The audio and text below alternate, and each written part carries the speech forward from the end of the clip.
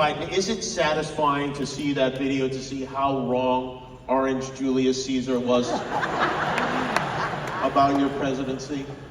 Well, I could have done nothing and done better than he was doing. Well, you didn't do nothing. You did a lot of things.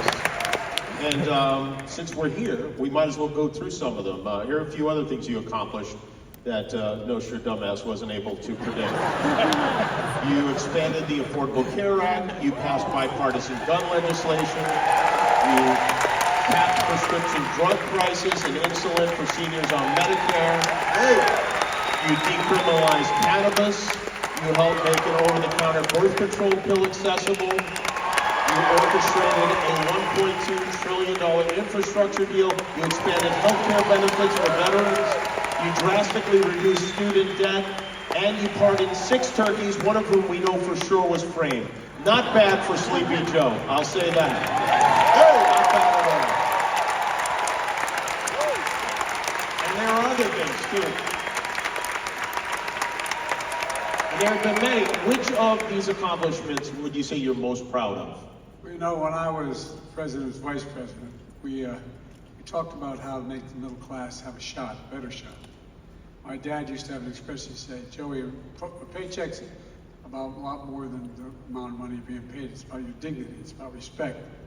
And what we've done is we've changed the model from trickle-down economics to the middle out and bottom up, because that way everybody gets a shot.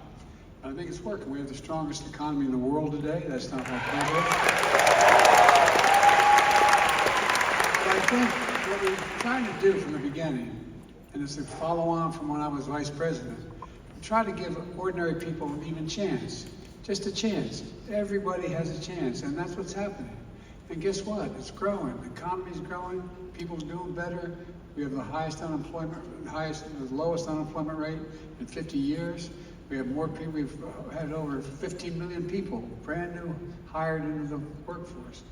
You know, my son says we ought to have we all have various short-term descriptions for your jobs, for your what you accomplished, and you should say Joe Jobs, because it's about Joe, about giving people a shot.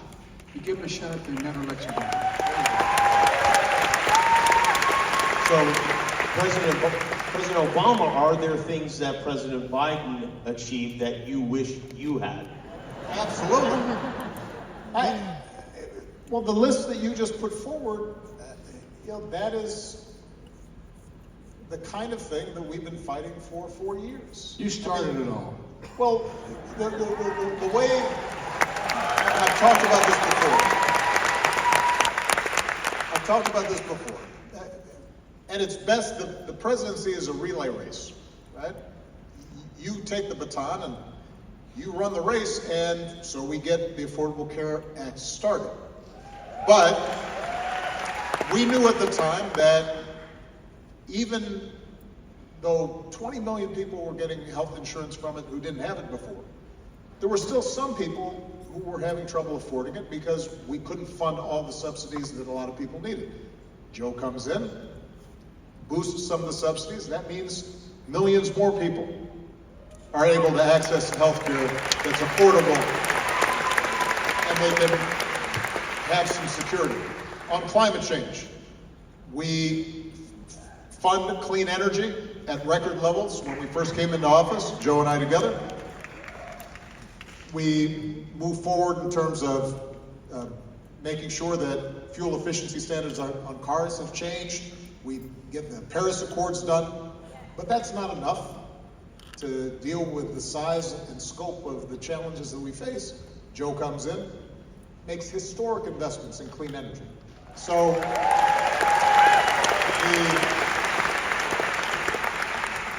I take great pride in what the Biden administration has accomplished, and it's a reminder that we don't have to just vote against something in this election.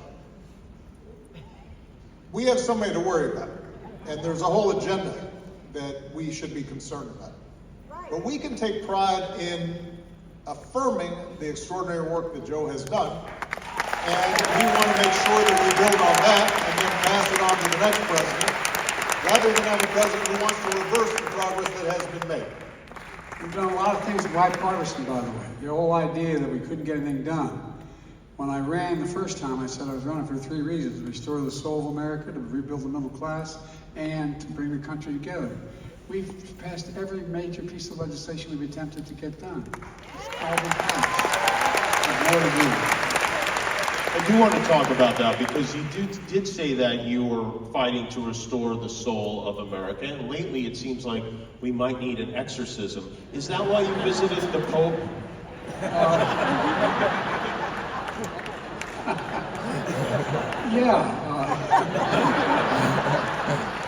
Look, the truth is that the way in which we communicate with people these days, there's so much opportunity to just lie and come across as, if you have a source, just one source you go to, and for your news, it's just easy to convince people that that's the only truth that's out there. The fact of the matter is, we have to make sure that we get the message out. And that's what we're doing. I just came back from what they call the G7, all the European countries and Japan. And we're in a situation where I promise you, not because of me, but because of America, they have enormous faith in America. Enormous faith in America. And no, I really mean it. We have to keep in mind, there's not a damn thing we can't do when we set our mind to do it and do it together. Not a single solitary thing. Is this country suffering from what they call Trump amnesia? I mean, why do so many Americans seem to remember the Trump administration the same way we do a colonoscopy? Like, we know it happened. Well, all they gotta do is remember what it was like. You know, what he did was, remember the pandemic? He said, don't worry, just inject a little bleach in your product. That worked for me, by the way. I do want to put fair as fair. By the way, it worked for him and combed his hair. Look, all kidding aside, on a very serious note, the fact is that, we had well over 1 million people die. For every person who died, all the data shows there are 8 people that left behind, 8 people of consequence. A profound negative impact on the economy, a profound negative impact on the attitudes in America. And we're just getting out of it. And one of the things we did was, I'm very proud, we brought an end to the pandemic. We're continuing to move in healthcare. We have more people insured now than any time in American history in healthcare. More time than anything. So there's just an awful lot we've done. And for example, I get criticized for debt forgiveness for 45 million people. Well, guess what? These are people who continue to work for their country. They're social workers, police officers, all those folks who worked 10 years. When the Supreme Court said, no, you can't forgive the debt, then I went back and looked at what existed that wasn't being used. And it said, if you engage in 10 years of paying your debt back, and you in fact are doing socially positive things, and they define those from police officers to school teachers, you can have your debt forgiven after 10 years. And guess what? That didn't cost the economy, it grew the economy. It grows the economy. They decide that they put their lives back together again. There's just so many possibilities we have. And the next 4, anyway. I think all you have to really remember about the Trump years is that we ran out of toilet paper.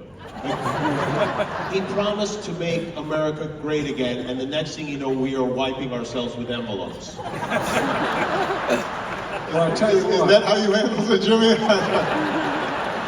was rough. Manila, too. It was a tough time. Look, we've never seen administration.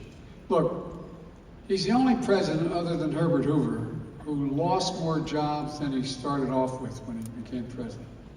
He increased the national debt by $1 trillion.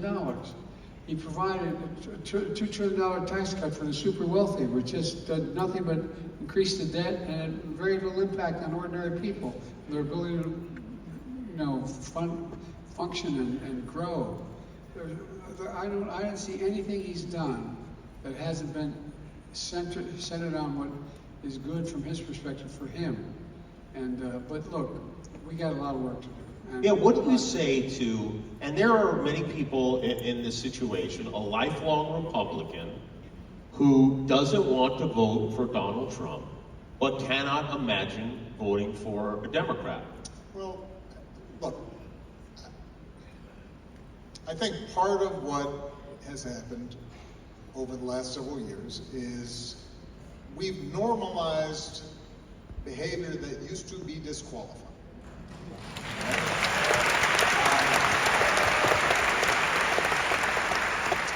We had the spectacle of the nominee of one of the two major parties sitting in court and being convicted by a jury of his peers on 34 counts. You have, his foundation is not allowed to operate because it was engaging in monkey business and not actually philanthropic work. You have his organization being prosecuted for not paying taxes. Set aside all the other stuff he says. He paid none. And what I would say, and what I do say to a bunch of good people out there who are conservatively predisposed, who may not agree with everything that Joe or I or other Democrats stand for, is that there was a time when we had certain core values that we agreed with. That we believed in basic honesty. We believed in paying your taxes. We believed in making sure that we didn't make fun of POWs. That we did not try to politicize our military. That we respected the ballot. And, you know, I do think that when we're talking to people who may not agree with every aspect of the Democratic agenda, and by the way, what Will Rogers say about Democrats, we're not a member of an organized political party, we're Democrats. We have a lot of differences in our own party, and that's healthy. But there are certain standards and values as Americans that we should all abide by. Joe Biden has stood for those values and continues to, and the other guy doesn't. And that, in and of itself, is something that we can't ignore or pretend is a difference that doesn't exist. Jimmy, look, remember when I got elected, I said we weren't going to get anything major passed. We passed a bill relating to the environment that provided for $368 billion. We got bipartisan support to get it done. We found ourselves in a position where veterans were not getting rewarded for what the pain they undertook. And so we were able to pass the PACT Act for the million veterans that exposed when we fought like hell to get coverage for Agent Orange and all the thing my son died from being exposed to a burn pit for a year in Iraq. Well, guess what? We got it passed, we got support from the Republicans, and guess what? A million veterans now and their families are being taken care of. We only have one sacred obligation to live. Well, and Joe, you also, for those Republicans who are trying to figure out what to do in this next election and are concerned, for example, about challenges at the border and immigration, it turns out that there was a bipartisan solution to help create a more orderly border and a more lawful system of immigration that the nominee of the other party decided to tank because he wanted it as an issue in this next election rather than actually solve a problem. And that kind of gamesmanship, no, don't boo, vote.